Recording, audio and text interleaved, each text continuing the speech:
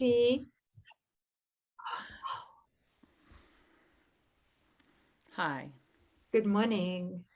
Good morning. 364, sis. 364. Lesson 364. So this is the second last lesson, workbook lesson. Is it? Yes. Yes, it is. Is it? Okay.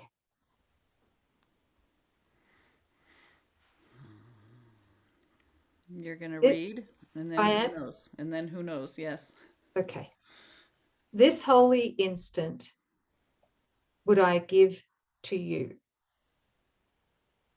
Be you in charge, for I would follow you, certain that your direction gives me peace. This holy instant would I give to you. Be you in charge,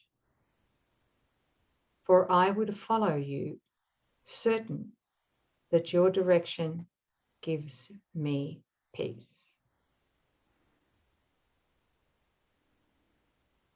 Can we just pause for a minute and take that in? Yes. Close our eyes.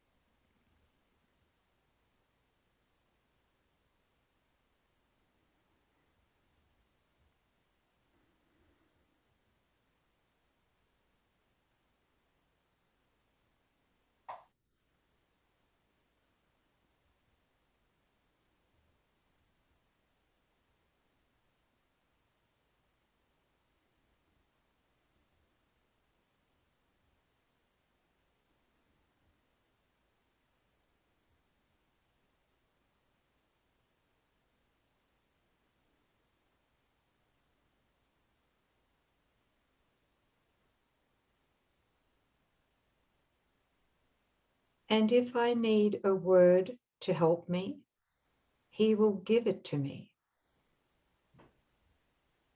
If I need a thought, that will he also give.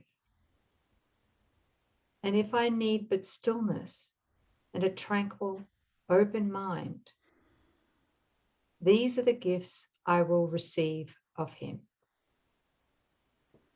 He is in charge by my request, and he will hear and answer me, because he speaks for God, my Father, and his Holy Son.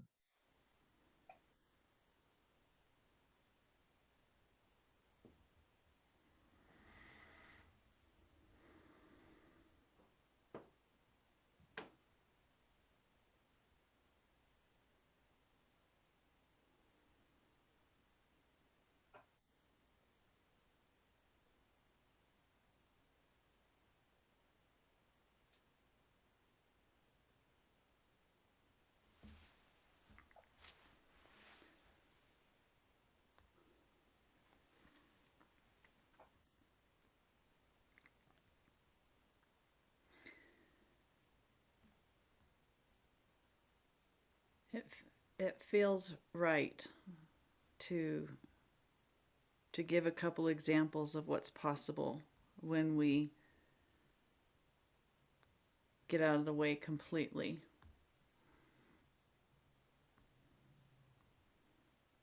Yeah.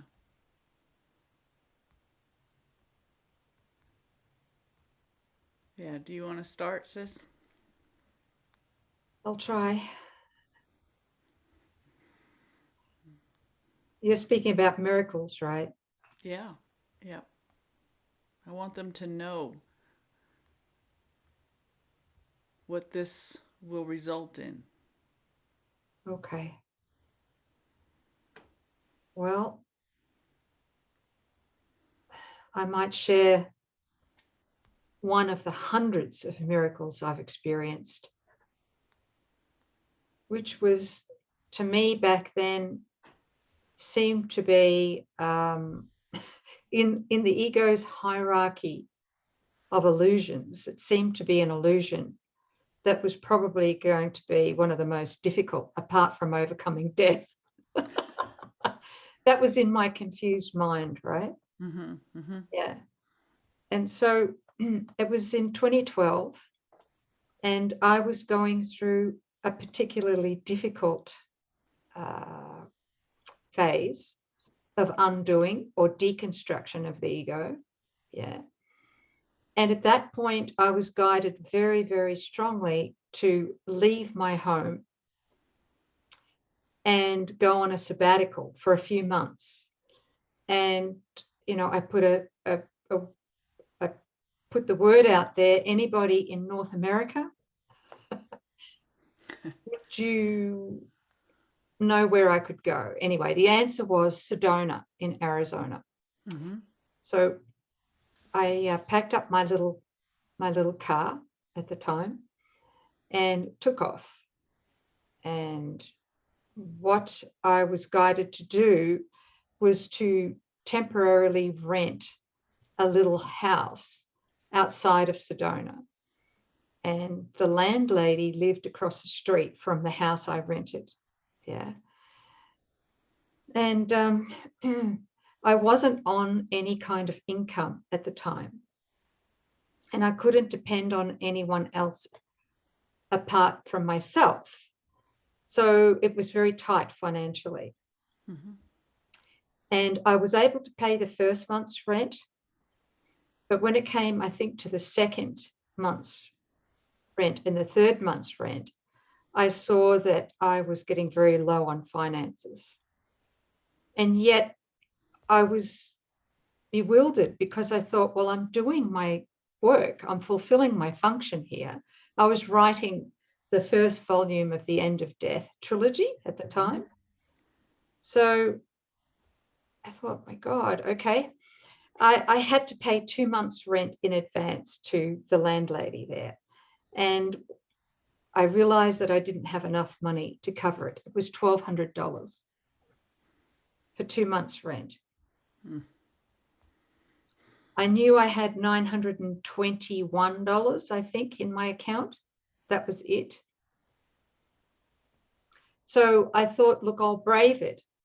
I'll walk across the street, knock on the door, eyeball the landlady heart to heart and tell her the truth.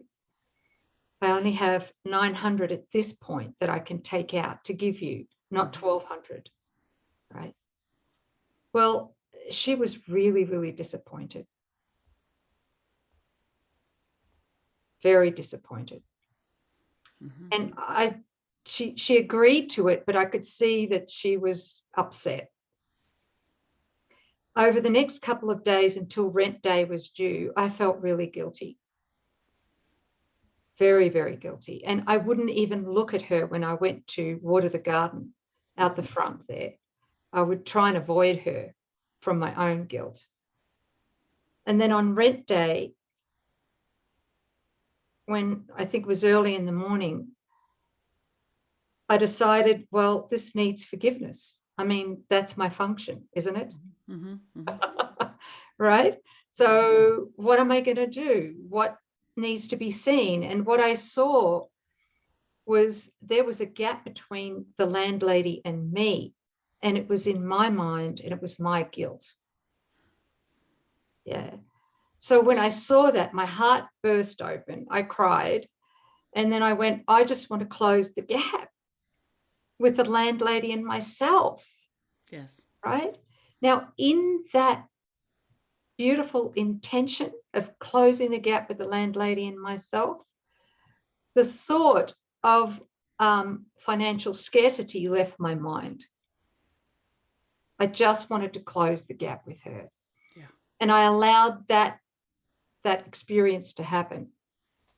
I remember driving down to the bank at the time there, and I withdrew $900, and I kept the receipt, which I still have here. I withdrew $900 and I took the cash to her home. I knocked on the door. She welcomed me in. and she said, do you mind if I count the cash? So I sat down, she gave me a glass of water, and in front of me, she counted the cash. And then she looked up at me with a huge grin on her face, all bubbly, and she said, thank you. Thank you. And I was like, wow, she's she's really happy about this 900. And she said, thank you for giving me the full $1,200. So I immediately went, I didn't give you $1,200, $900. So I looked in my wallet, and there was a receipt for $900. And she counted $1,200 on the countertop. So in that moment, I got flushed with the chills. It felt like the whole kitchen was lit up with light. And I knew a miracle had taken place. I knew it. And I just cried. And I knew that the reason that happened was because I desired more than anything to close the gap with the landlady. And it was in that desire for only love and to extend only love, to see my sister's needs as not apart from my own, that of course he fulfilled it at the form level. Gap diagram. Close the gap. And what did you experience when you wanted to close the gap? Abundance. Abundance. Abundance. That's it. That's it. That one. That was beautiful. Stay with me forever. Thank you, sis. Thank you, everyone, for letting me share that. That was such a miracle. Yeah. So that is a beautiful example of what occurs when you close the gap with a brother, right? Yeah. So I was just asking, because the one that I am going to share is what happens when you close the gap with God. So I'll make this pretty quick. I was studying for the bar examination in California to become a lawyer. That's where you study for 6 months to take a 3-day test. And they only offer it twice a year. So it's a pretty big deal. And I had studied, and it was coming up close to the time to take the exam. At the time, I was renting a room in a house it was owned by a family with kids. And everybody in that house, along with the kids, came down with a terrible case of the flu. And every one of them was incapacitated for well over a week. I had 3 days. Like on the 3rd day was when I had to drive down to this location to take the exam. And I woke up in the middle of the night feeling so sick that I had to crawl on the floor. I couldn't even walk. Crawl to the floor to the bathroom. And as I'm gripping the toilet seat, these thoughts, it'll take longer to say it than it took for it to flash through my mind, but I've studied for 6 months. Everything that I have rides on this. I've got to take this exam. I can't miss this exam.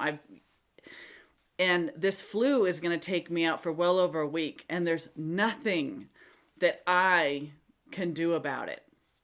I felt so helpless and such despair and complete hopelessness. It was like, so from the depths of my being, I just went, I knew God in that moment. God was the only answer, the only solution. Nothing in the dream was going to deliver me from that scenario.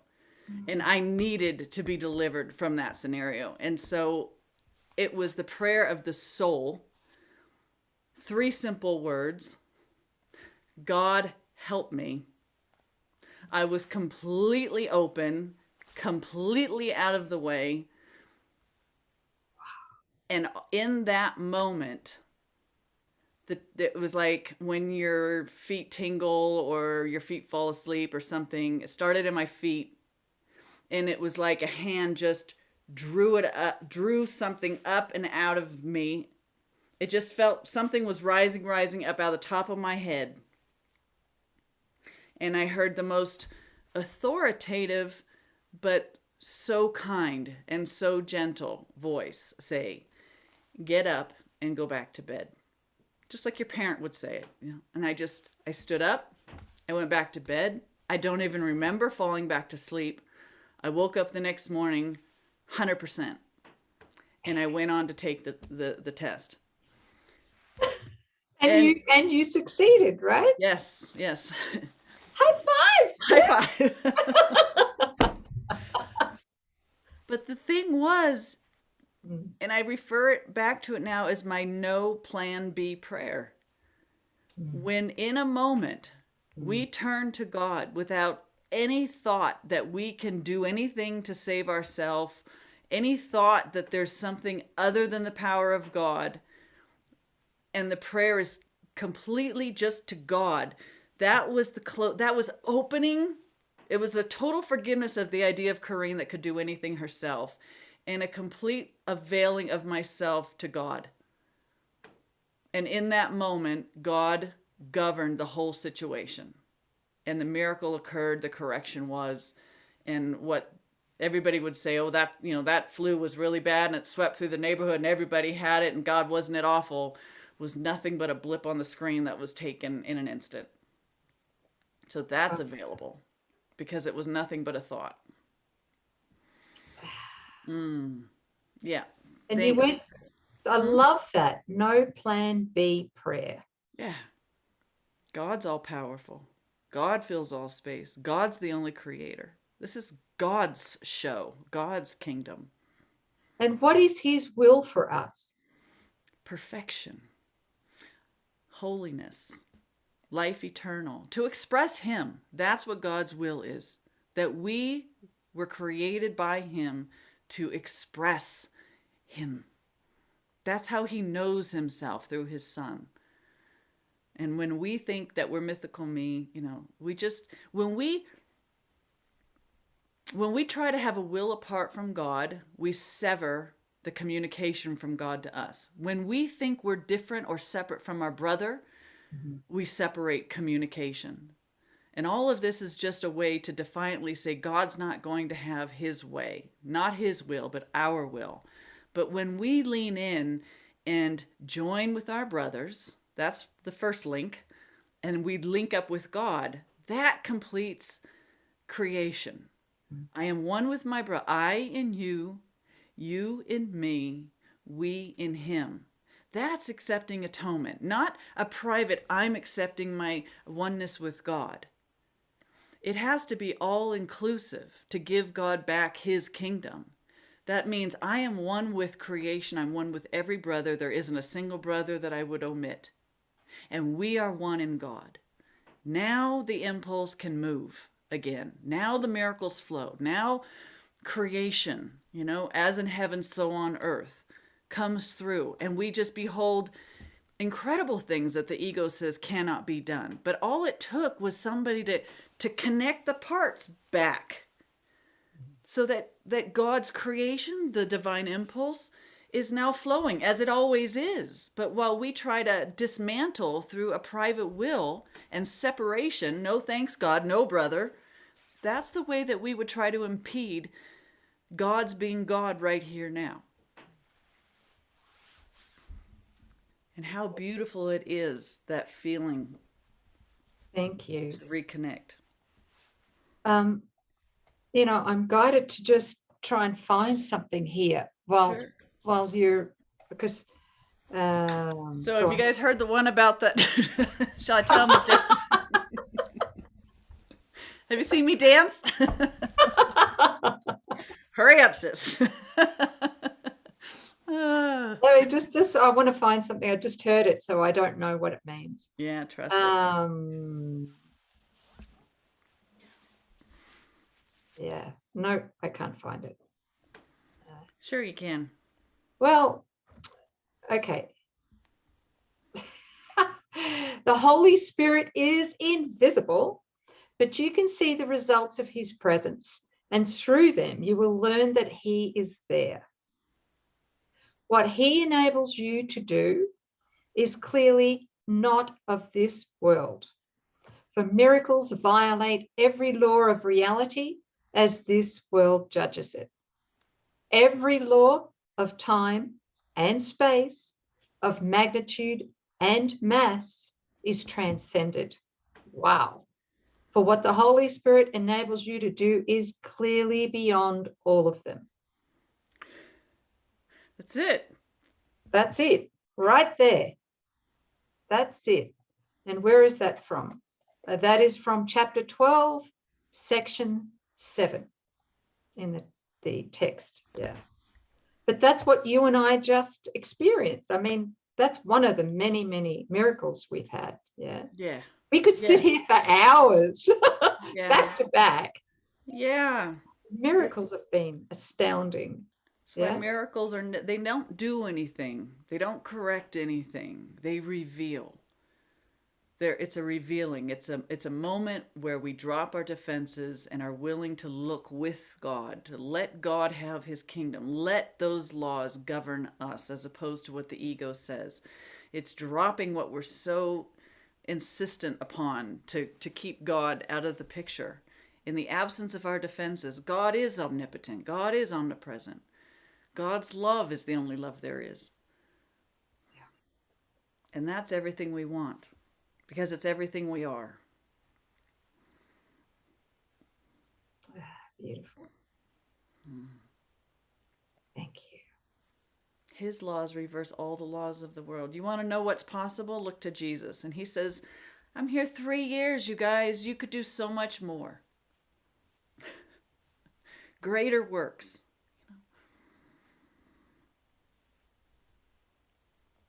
Accept your holiness. Accept your holiness. Yeah, thanks. Beautiful. I got the word ballast. I think you're a ballast, sis. What does that mean? Ties in with yesterday's lesson, but it just hit me. Somebody's sending me a message that you're a ballast. I'll have to look that up. We'll have to look it up too. I think maybe some would say that I've been a blast, but not a ballast. Oh, a beautiful ballast. I don't know. You're holy. Thank you. Thanks, family. Yep. Yeah. Thanks, everybody. That was 364. Oh my gosh. Wow. Okay. We'll see you one more time. Yeah, we need to change our clothes for the last lesson.